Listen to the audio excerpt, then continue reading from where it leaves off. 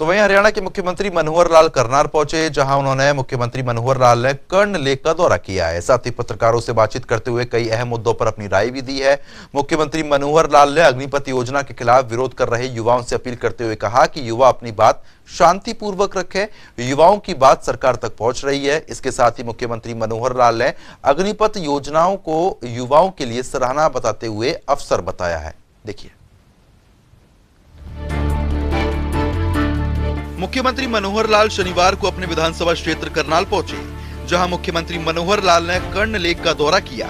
इस दौरान मुख्यमंत्री मनोहर लाल पत्रकारों से भी मुखातिब हुए और कई मुद्दों पर अपनी राय साझा की। अग्निपथ योजना के खिलाफ चल रहे विरोध को लेकर मुख्यमंत्री मनोहर लाल ने युवाओं से अपील की। साथ ही कहा कि युवाओं की बात केंद्र सरकार तक पहुंच रही है, लिहाजा केंद्र नेता कई रास्ते भी निकाल रहे हैं। भर्ती करने वाली बात को लेकर के अगर इस प्रकार के आंदोलन चलते हैं तो मूलभूत उस भावना के विरुद्ध है, क्योंकि आर्मी में तो अच्छे नागरिक तैयार करने का प्रावधान किया गया है। आर्मी तो उतनी रहनी है, आर्मी कम नहीं होनी है, बल्कि उस आर्मी को प्रारंभिक भर्ती उससे 4 गुना हो जाएगी। 25% अगर आर्मी में जाएंगे तो 75% तो और हैं जिसको आर्मी में उस संख्या को कम नहीं होने वाले। 75% तो और अतिरिक्त लोगों का एक उनको लाभ मिलने वाला है। और 4 साल के बाद उनको जो 4 साल का रेम्युनरेशन मिलेगा वो अलग है। 12 लाख रुपया उनको सेवा निधि के नाते से मिलेगा। अगर ये 12 और पिछला भी 4 सालों को मिला ले तो 20 से 25 लाख रुपए का एक 4 साल के बाद वो नौजवान अपने पास उसके पास एक धन बल आ जाता है। तो इस बल के नाते से वो अपना काम भी कर सकता है। वहीं मुख्यमंत्री मनोहर लाल ने अग्निपथ योजना को देश के युवाओं के लिए सुनहरा अवसर बताया। साथ ही कहा कि युवाओं को सैन्य सेवा का गहन प्रशिक्षण मिलेगा। इसके बाद वे अच्छे नागरिक बनेंगे तो अन्य कई सेवाओं में बेहतर विकल्प मिलेंगे। ये जो अग्निपथ का जो योजना है ये बहुत एक अच्छी योजना है और एक अच्छे नागरिक को तैयार करने के लिए, क्योंकि भर्ती तो उनमें से 25% की होगी। 75% जो 4 साल की उस मैं उसको नौकरी नहीं कहूँगा, बल्कि 4 साल की उनकी एक आर्मी लेवल की ट्रेनिंग है।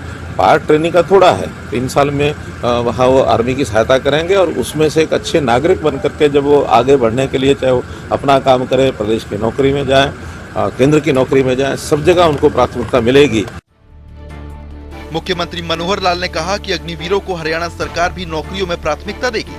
पुलिस की भर्ती में सरकार चाहेगी कि अग्निवीरों को ही लिया जाए, ताकि ट्रेनिंग का भी समय बचेगा और हरियाणा पुलिस को फिट जवान मिलेंगे। सरकारी नौकरी है प्रदेश की, पुलिस नौकरी में भी प्राथमिकता। हाँ बिल्कुल बिल्कुल, हम तो सबसे पहले चाहेंगे कि उन्हीं को लिया जाए, क्योंकि वो 4 साल की एक एक्स्ट्रा ट्रेनिंग करके आ रहे हैं। पुलिस में जो ट्रेनिंग का समय लगता है वो भी बचेगा।